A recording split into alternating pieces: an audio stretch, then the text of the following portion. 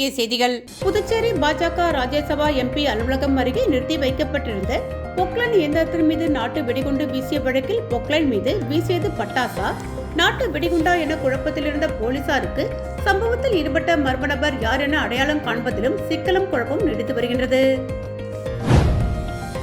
காரைக்காலுக்கு கிடைக்க வேண்டிய காவிரி நீர் பங்கு கிடைக்க உரிய நடவடிக்கை எடுப்போம் என முதல்வர் ரங்கசாமி தெரிவித்தார்.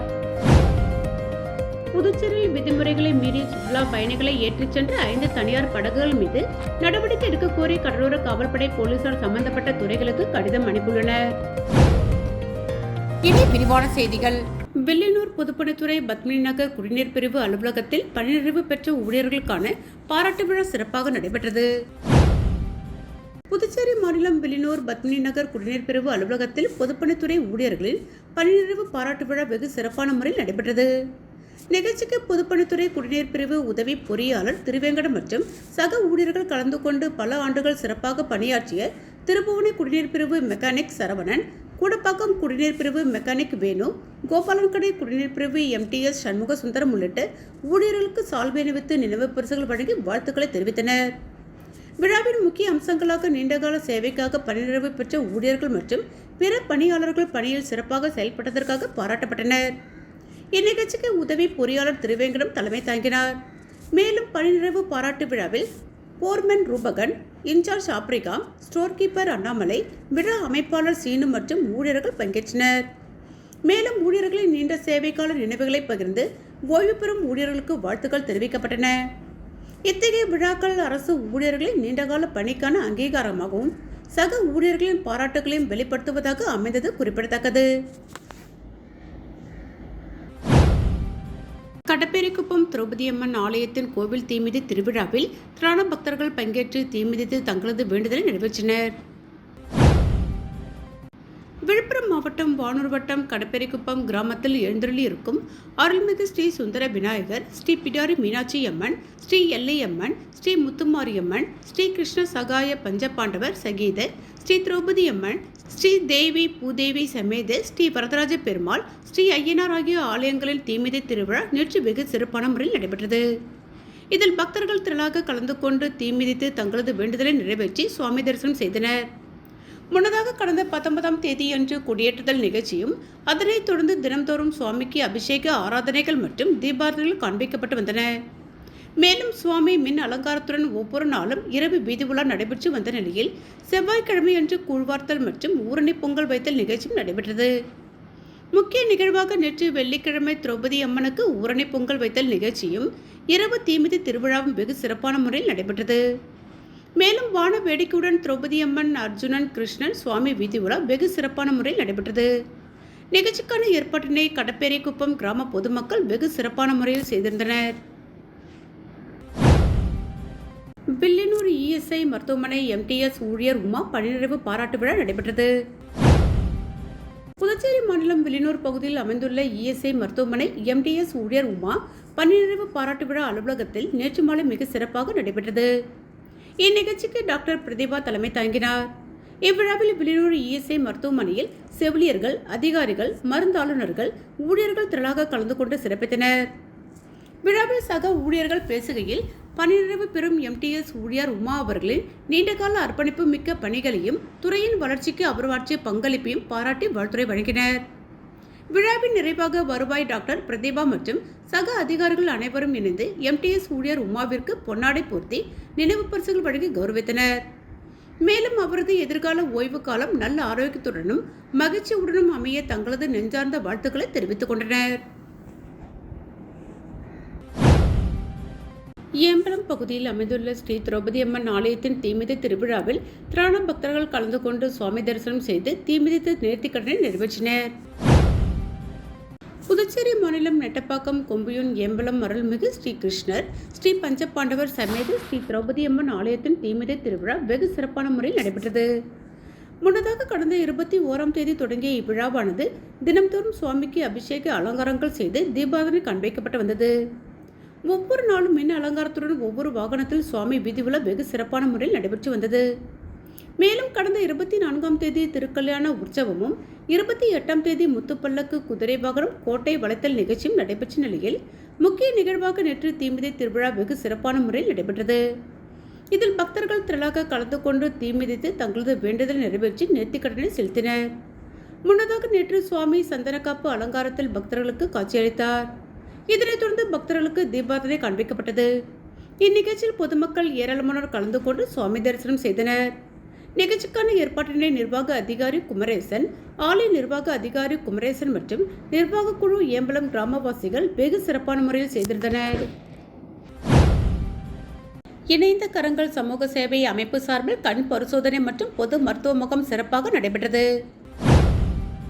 இணைந்த கரங்கள் சமூக சேவை அமைப்பு, கார்த்திக் ஆப்டிகல்ஸ் மற்றும் அறம் நவீன சிகிச்சை மையம் இணைந்து ஏற்பாடு செய்திருந்த இலவச கண் பரிசோதனை மற்றும் பொது மருத்துவ முகாம் புதுச்சேரி கீழ் சாத்தமங்கலத்தில் சிறப்பாக நடைபெற்றது. காலை 10 மணி முதல் மதியம் 2 மணி வரை நடைபெற்ற இந்த மருத்துவ முகாமில் பெண்கள், முதியோர், தொழிலாளர்கள் மற்றும் சுற்றுவட்டார கிராமங்களைச் சேர்ந்த பொதுமக்கள் என ஏராளமானோர் கலந்து கொண்டு பயன்பெற்றனர். முகாமில் கண் பரிசோதனை, பொது உடல்நல பரிசோதனை மற்றும் ஆரம்பகட்ட மருத்துவ ஆலோசனைகள் இலவசமாக வழங்கப்பட்டன. கண் பார்வை மங்குதல், கண் எரிச்சல், கண் நீர்வடிதல், தலைவலி, சர்க்கரை நோயால் ஏற்படும் பார்வை பிரச்சனைகள் உள்ளிட்ட பல்வேறு குறைபாடுகள் பரிசோதிக்கப்பட்டன. கண் பரிசோதனையில் பார்வை குறைபாடு கண்டறியப்பட்டவர்களுக்கு குறைந்த கட்டணத்தில் தரமான கண் கண்ணாடிகள் வழங்க ஏற்பாடுகள் செய்யப்பட்டன. மருத்துவ நிபுணர்கள் பொதுமக்களுக்கு கண் பாதுகாப்பு, உடல்நல பராமரிப்பு, உணவு பழக்க வழக்கங்கள் மற்றும் காலந்தோறும் மருத்துவ பரிசோதனை செய்வதன் அவசியம் குறித்து விழிப்புணர்வு வழங்கினர். முகாமில் பங்கேற்ற பொதுமக்கள் இந்த சேவை மிகவும் பயனுள்ளதாக இருந்ததாக தெரிவித்தனர். இந்நிகழ்ச்சிக்கு இணைந்த கரங்கள் சமூக சேவை அமைப்பின் தலைவர் கோபாலகிருஷ்ணன் அவர்கள் தலைமை தாங்கினார். கார்த்திக் ஆப்டிகல்ஸ் நிறுவனத்தின் ராமு அவர்கள் முன்னிலை வகித்தார். சிறப்பு அழைப்பாளர்களாக புதுச்சேரி முன்னாள் வட்டாட்சியர் ஐயனார், முன்னாள் வாரிய தலைவர் ரேவதி பர்குணன் மற்றும் சாரோன் சொசைட்டி ஆஃப் பாண்டிச்சேரி நிறுவனர் மோகன் அவர்கள் கலந்து கொண்டு சமூக நலப்பணிகளை பாராட்டினர். மேலும் மனிதநேய சேவைகள் தொடர்ந்து நடைபெற வேண்டும் என்றும் இதுபோன்ற மருத்துவ முகாம்கள் கிராமப்புற மக்களுக்கு பெரும் பயனளிப்பதாகவும் சிறப்பு விருந்தினர்கள் கருத்து தெரிவித்தனர். மேலும் இந்நிகழ்வில் கலாம் இளைஞர் பாதுகாப்பு அமைப்பு தலைவர் ஐயனார், பொருளாளர் சௌமியா, சமூக சேவகர்கள் துரை, சுந்தர், மண்ணுக்கும் மக்களுக்கும் சமூக சேவை அமைப்பின் பொதுச் செயலாளர் வினோத்குமார், துணை செயலாளர் அருண், உறுப்பினர்கள் ஹரிஹரன், முகேஷ், மஞ்சனி, நாகம்மாள் அறக்கட்டளை நிறுவனர் திருமதி கிருத்திகா, இணைந்த கரங்கள் சமூக சேவை அமைப்பின் உறுப்பினர்கள் சுந்தரராமன், சக்தி, பாலா மற்றும் பலர் கலந்து கொண்ட நிகழ்ச்சிக்கு உறுதுணையாக இருந்தனர். நிகழ்ச்சியின் இறுதியில் மண்ணுக்கும் மக்களுக்கும் சமூக சேவை அமைப்பின் தலைவர் மகேந்திர வேலவன் அவர்கள் நன்றி உரையாற்றினார். முகாமை சிறப்பாக நடத்த ஒத்துழைத்த மருத்துவர்கள், தன்னார்வலர்கள் மற்றும் பொதுமக்களுக்கு ஏற்பாட்டாளர்கள் நன்றியை தெரிவித்தனர். மேலும் இதுபோன்ற பல்வேறு சமூக நல திட்டங்கள் எதிர்காலத்திலும் தொடர்ந்து நடத்தப்படும் என அமைப்பினர் தெரிவித்தனர். தட்டாஞ்சாவடி தொகுதிக்குட்பட்ட முத்துலிங்கம்பேட்டை வேதபுரீஸ்வரர் நகர் பகுதிகளில் தட்டாஞ்சாவடி எதிர்காலம் நேய மக்கள் கழக பொதுச் செயலாளர் விநாயகம் அவர்கள் வாக்களித்த தொகுதி மக்களுக்கு வீடு வீடாக சென்று இனிப்புகள் வழங்கி நன்றி தெரிவித்தார். இந்த நன்றி அறிவிப்பு நிகழ்ச்சியின் போது நேய மக்கள் கழக மகளிர் அணி வசந்தி நேரு அவர்கள் உடனிருந்தார். அப்போது பகுதி மக்கள் இங்கு வெற்றி பெற்றவர் மக்களின் கருத்தை அறியாமலே ராஜினாமா செய்துள்ளார். மீண்டும் ஒரு இடைத்தேர்தலை எங்கள் தலையின் மீது சுமத்தியுள்ளார். அதற்காகவும் நாங்கள் வாக்கு செலுத்துகிறோம். இந்த இடைப்பட்ட காலத்தில் நலத்திட்ட உதவிகளுக்கு நாங்கள் யாரை அணுகுவதென்று கேள்வி எழுப்பினர். அப்போது விநாயகம் அவர்கள், நான் கடந்த 10 ஆண்டுகளாக இந்த தொகுதியில் தான் நலத்திட்டங்களை செய்து வருகிறேன். என்னால் முடிந்தவரை மக்களுக்கு எனது சொந்த பணியின் மூலமும் எங்கள் கழகத் தலைவர் ஜி நேரு அவர்களின் வழிகாட்டுதலோடும் செய்வேன். ஆகவே வரும் இடைத்தேர்தலில் இடைத்தரகர்களை வைத்து வாக்கு கேட்பவர்களை புறக்கணியுங்கள். என்னாலும் உங்களுடன் இருக்கும் எங்களுக்கு ஆதரவு தாருங்கள் என்று கேட்டுக்கொண்டார். இந்த நன்றி அறிவிப்பின் நிகழ்ச்சியில் முத்துலிங்கம்பேட்டை சேர்ந்த ராஜா, புகழ், ராதாபாய், அமிர்தம், சத்யா, தனிகாசலம், ஜெயா, ரஞ்சிதம், சித்ரா, கழக நிர்வாகிகள் மணிமாறன், பாலன் ரவி, வெங்கடேஷ், பாலாஜி, சங்கர், முருகன் மற்றும் ஏராளமான பொதுமக்கள், தாய்மார்கள் கலந்து கொண்டனர். புதுச்சேரியில் விதிமுறைகளை மீறி சுற்றுலா பயணிகளை ஏற்றிச் சென்ற 5 தனியார் படகுகள் மீது நடவடிக்கை எடுக்க கோரி கடலோர காவல்படை போலீசார் சம்பந்தப்பட்ட துறைகளுக்கு கடிதம் அனுப்பியுள்ளனர். கோடை விடுமுறையை முன்னிட்டு புதுச்சேரிக்கு சுற்றுலா பயணிகள் வருகை அதிகரித்துள்ளதால் பாதுகாப்பு நடவடிக்கைகள் தீவிரப்படுத்தப்பட்டுள்ளன. இதன் ஒரு பகுதியாக பாண்டி மெரினா கடற்கரையில் கடலோர காவல்படை போலீசார் தீவிர கண்காணிப்பு மற்றும் ஆய்வு மேற்கொண்டனர். அப்போது 2 படகுகள் நிர்ணயிக்கப்பட்ட அளவை விட அதிகமான பயணிகளை ஏற்றிச் சென்றது கண்டறியப்பட்டது. இதையடுத்து அந்த 2 படகுகள் மீது உரிய நடவடிக்கை எடுக்க கோரி சுற்றுலாத்துறைக்கு கடலோர காவல்படை போலீசார் கடிதம் அனுப்பியுள்ளனர். இதனைத் தொடர்ந்து நரமை, பெரிய காலப்பட்டு மற்றும் நல்லவாடு பகுதிகளிலும் விதிமுறைகளை மீறி சுற்றுலா பயணிகளை சவாரிக்கு அழைத்துச் சென்ற 3 படகுகள் கண்டுபிடிக்கப்பட்டன. அவற்றின் மீது நடவடிக்கை எடுக்க கோரி மீன்வளத்துறைக்கும் கடிதம் அனுப்பப்பட்டுள்ளது. சுற்றுலா பயணிகளின் பாதுகாப்பை உறுதி செய்வதில் எந்தவித சமரசமும் செய்யப்பட மாட்டாது என்றும், விதிமுறைகளை மீறும் படகு இயக்குநர்கள் மீது கடுமையான நடவடிக்கை எடுக்கப்படும் என்றும் அதிகாரிகள் எச்சரித்துள்ளனர். புதுச்சேரியில் 10 மற்றும் 12ஆம் வகுப்புகளில் தோல்வியடைந்த மாணவர்களுக்கு கல்வித்துறை சார்பில் சிறப்பு பயிற்சி அளிக்க உத்தரவு பிறப்பிக்கப்பட்டுள்ளது. 10, 12ஆம் வகுப்பு CBSE தேர்வு முடிவுகள் வெளியானது. இதில் மொத்தமாக 971 பேர் தோல்வி அடைந்துள்ளனர். இவர்களுக்கு துணைத் தேர்வு நடத்தப்பட உள்ளது. இந்த துணைத் தேர்வில் தேர்ச்சி பெறும் வகையில் மாணவர்களுக்கு சிறப்பு பயிற்சி அளிக்க வேண்டும் என அரசு பள்ளி தலைமை ஆசிரியர்கள் முதல்வர்களுக்கு கல்வித்துறை இயக்குநர் மோகன்குமார் உத்தரவு பிறப்பித்துள்ளார். நாள்தோறும் துணைத் தேர்வு எழுதவுள்ள மாணவர்களுக்கு சிறப்பு வகுப்புகள் நடத்த வேண்டும். கால அட்டவணை தயாரித்து பயிற்சி திருப்புதல் தேர்வு நடத்த வேண்டும். மாணவர்கள் ஆசிரியர்களுக்கு வருகை பதிவேடு கையாள வேண்டும். அனைத்து மாணவர்களும் தேர்வில் வெற்றி பெற தேவையான நடவடிக்கை எடுக்க வேண்டும் என அறிவுறுத்தல்களை கல்வித்துறை இயக்குநர் பிறப்பித்துள்ளார். புதுச்சேரியில் ரூபாய் 1975 கோடியில் 2 புதிய சிறப்பு பொருளாதார மண்டலங்களுக்கு மத்திய அரசு அனுமதி அளித்துள்ளது. மத்திய வர்த்தக அமைச்சகத்தின் கீழ் இயங்கும் சிறப்பு பொருளாதார மண்டல வாரியம் புதுச்சேரியில் 2 புதிய சிறப்பு பொருளாதார மண்டலங்களை அமைப்பதற்கு அனுமதி அளித்துள்ளது. இந்த திட்டங்களில் உழவர்கரை நகராட்சி மூலம் தட்டாஞ்சாவடியில் அமைக்கப்படும் ITES சிறப்பு பொருளாதார மண்டலம் இந்தியாவில் ஒரு நகராட்சி அமைப்பால் உருவாக்கப்படும் முதல் திட்டமாகும்.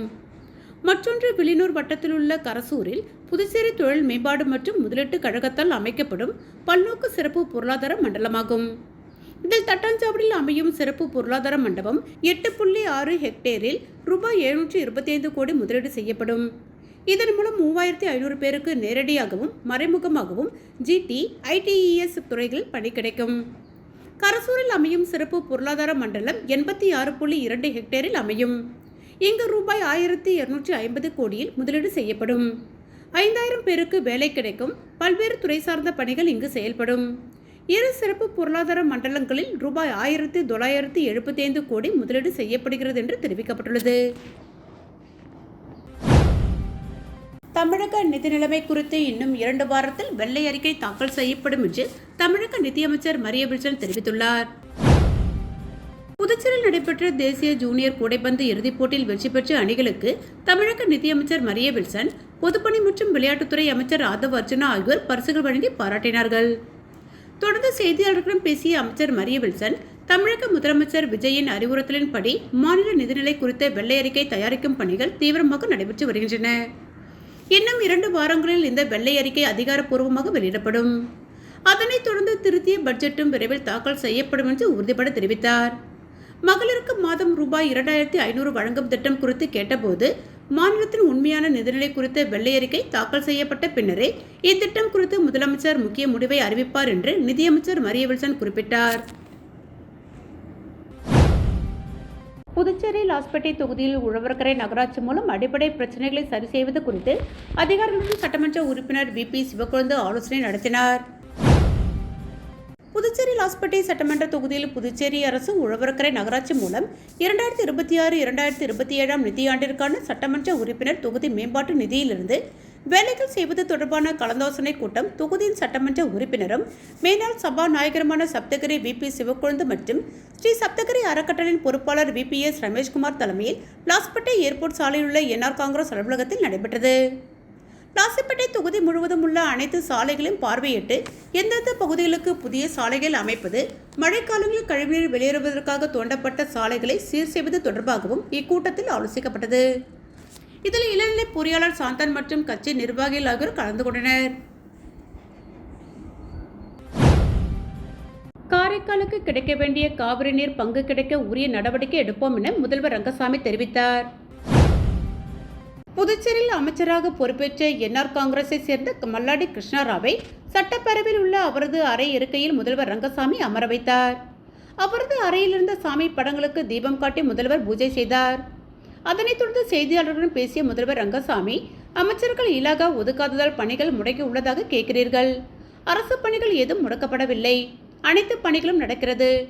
தினமும் 20 கோப்புகளில் கையெழுத்திட்டு அனுப்புகிறேன். அடுத்த வாரத்தில் அமைச்சர்கள் நியமனம் இருக்கலாம். விரைவில் பேரவைத் தலைவர் யார் என்பது தெரியும். பேரவைத் தலைவர் தேர்தல், அமைச்சரவை விரிவாக்கம் ஆகியவை உங்களிடம் சொல்லிவிட்டுதான் செய்வேன். நியமன எம்எல்ஏக்களை பாஜக கேட்பதால் தான் இந்த தாமதம் என கேட்கிறீர்கள். அதுபோல் ஏதும் இல்லை. பிரெஞ்சு மொழி பள்ளிகளில் நீடிக்க மத்திய அரசை கேட்டுள்ளேன். மீண்டும் வலியுறுத்துவேன். மேகதாது அணை விவகாரம் தொடர்பாக கேட்கிறீர்கள். காரைக்காலுக்கு உரிய காவிரி நீர் கிடைக்க எப்பொழுதும் புதுச்சேரி அரசு வலியுறுத்தும். காவிரி நீரை கேட்டு பெறுவோம். தமிழக அரசிடம் கேட்போம். அவர்களும் தருவார்கள். நமக்கு கிடைக்க வேண்டிய காவிரி நீர் உரிய பங்கு கிடைக்க நடவடிக்கை எடுப்போம் என்றார். புதுச்சேரி பாஜக ராஜ்யசபா எம்பி அலுவலகம் அருகே நிறுத்தி வைக்கப்பட்டிருந்த பொக்லைன் இயந்திரத்தின் மீது நாட்டு வெடிகுண்டு வீசிய வழக்கில் பொக்லைன் மீது வீசியது பட்டாசா, நாட்டு வெடிகுண்டா என குழப்பத்தில் இருந்த போலீசாருக்கு சம்பவத்தில் ஈடுபட்ட மர்ம நபர் யார் என அடையாளம் காண்பதிலும் சிக்கலும் குழப்பம் நீடித்து வருகின்றது. விழுப்புரம் மாவட்டம் மரக்காணம் அனுமந்தை மாரியம்மன் கோவில் தெருவை சேர்ந்தவர் கோவிந்தன், வயது 41. இவர் புதுச்சேரியில் பொக்லைன் ஜேசிபி இயந்திரம் வைத்து தொழில் செய்து வருகிறார். இவர் பொக்லைன் இயந்திரத்தை புதுச்சேரி லாஸ்பேட்டை ஈசிஆர் சாலையில் உள்ள பாஜக ராஜ்யசபா எம்பி அலுவலகம் அருகே சாலையோரம் நிறுத்துவது வழக்கம். அதன்படி பொக்லைன் இயந்திரத்தை அங்கு நிறுத்திவிட்டு பக்கத்தில் உள்ள ஹோட்டலுக்கு கோவிந்தன் சாப்பிட சென்றபோது திடீரென பயங்கர வெடி சத்தம் கேட்டது. சத்தம் கேட்டு கோவிந்தன் வெளியே வந்து பார்த்தபோது அங்கு நிறுத்தப்பட்டிருந்த அவரது பொக்லைன் இயந்திரத்தின் கண்ணாடிகள் முற்றிலும் நொறுங்கி சேதமடைந்து இருந்தது. இது குறித்து தகவல் அறிந்து வந்த லாஸ்பேட்டை போலீசார் பைக்கில் வந்த மர்ம நபர் பொக்லைன் இயந்திரத்தின் மீது பட்டாசுகளை வெடிக்க வைத்தாரா அல்லது நாட்டு வெடிகுண்டு வீசினாரா என குழப்பத்தில் விசாரணை மேற்கொண்டனர். மேலும் தடயவியல் நிபுணர்கள் வரவழைக்கப்பட்டு தடயங்கள் சேகரிக்கப்பட்டன. அதில் பைக்கில் வந்த மர்ம நபர் பொக்லைன் இயந்திரம் மீது நாட்டு வெடிகுண்டை வீசிவிட்டு சென்றது தெரியவந்தது. மேலும் போலீசார் நடத்திய விசாரணையில் கடந்த சில மாதங்களுக்கு முன் பொக்லைன் இயந்திர உரிமையாளர் கோவிந்தன் தமிழக பகுதியான கிளினூர் ஆதினப்பட்டு பகுதியை சேர்ந்த பாக்கியராஜ் என்பவரிடம் பொக்லைன் இயந்திர டிரைவர் வேலைக்கு ஆட்கள் யாராவது இருக்கிறார்களா என கேட்டதன் பேரில் பாக்கியராஜ் தனக்கு தெரிந்த நண்பரை பொக்லைன் இயந்திர டிரைவர் வேலைக்கு அனுப்பியுள்ளார். ஆனால் அந்த டிரைவர் சரிவர வேலை செய்யாததால் அவரை வேலையை விட்டு கோவிந்தன் நீக்கியதோடு ரூபாய் 800 சம்பளம் பாக்கியம் வைத்துள்ளார். இந்நிலையில் கடந்த சில தினங்களுக்கு முன் பொக்லைன் இயந்திர உரிமையாளரிடம் தனது நண்பரின் சம்பள பாக்கி ரூபாய் 800 உடனடியாக தரக்கோரி பாக்கியராஜ் கேட்டுள்ளார். ஆனால் கோவிந்தன் சரியாக வேலை செய்யாததால் பாக்கி சம்பளத்தை தர முடியாது என கூறியதால் இருவருக்கும் வாய் தகராறு ஏற்பட்டதில் பாக்கியராஜ் நீ எப்படி தொழில் செய்கிறார் என்பதை பார்த்து விடுகிறேன் என மிரட்டிவிட்டு சென்ற நிலையில்தான் கோவிந்தனின் பொக்லைன் இயந்திரத்தின் மீது மர்ம நபர்கள் நாட்டு வெடிகுண்டு வீசி சேதப்படுத்தியுள்ளனர். இதனிடையே இச்சம்பவம் குறித்து பொக்லைன் இயந்திர உரிமையாளர் கோவிந்தன் கொடுத்த புகாரின் பேரில் பாக்கியராஜ் மீது போலீசார் சந்தேகத்தின் பேரில் வழக்கு பதிவு செய்து அவரிடம் விசாரணை மேற்கொண்டதில் தமக்கும் பொக்லைன் இயந்திரத்தின் மீது நாட்டு வெடிகுண்டு வீசியதற்கும் எந்தவித சம்மந்தமும் கிடையாது, விசாரணைக்கு எப்போது வேண்டுமானாலும் ஆஜராக தயார் என தெரிவித்துள்ளார். மேலும் சிசிடிவியில் போதிய காட்சிகளும் சரிவர தெரியாததால் நாட்டு வெடிகுண்டு வீசிய மர்ம நபரை கைது செய்வதில் போலீசாருக்கு குழப்பமும் சிக்கலும் நீடித்து வருகிறது. மீண்டும் இன்றைய முக்கிய செய்திகள். புதுச்சேரி பாஜக ராஜ்யசபா எம்பி அலுவலகம் அருகே நிறுத்தி வைக்கப்பட்டிருந்த பொக்லைன் இயந்திரத்தின் மீது நாட்டு வெடிகுண்டு வீசிய வழக்கில் பொக்லைன் மீது வீசியது பட்டாசா, நாட்டு வெடிகுண்டா என குழப்பத்தில் இருந்த போலீசாருக்கு சம்பவத்தில் ஈடுபட்ட மர்ம நபர் யார் என அடையாளம் காண்பதிலும் சிக்கலும் குழப்பம் நீடித்து வருகின்றது. காரைக்காலுக்கு கிடைக்க வேண்டிய காவிரி நீர் பங்கு கிடைக்க உரிய நடவடிக்கை எடுப்போம் என முதல்வர் ரங்கசாமி தெரிவித்தார். புதுச்சேரியில் விதிமுறைகளை மீறி சுற்றுலா பயணிகளை ஏற்றிச் சென்ற 5 தனியார் படகுகள் மீது நடவடிக்கை எடுக்க கோரி கடலோர காவல்படை போலீசார் சம்பந்தப்பட்ட துறைகளுக்கு கடிதம் அனுப்பியுள்ளனர். இத்துடன் செய்திகள் நிறைவடைந்தன. வணக்கம்.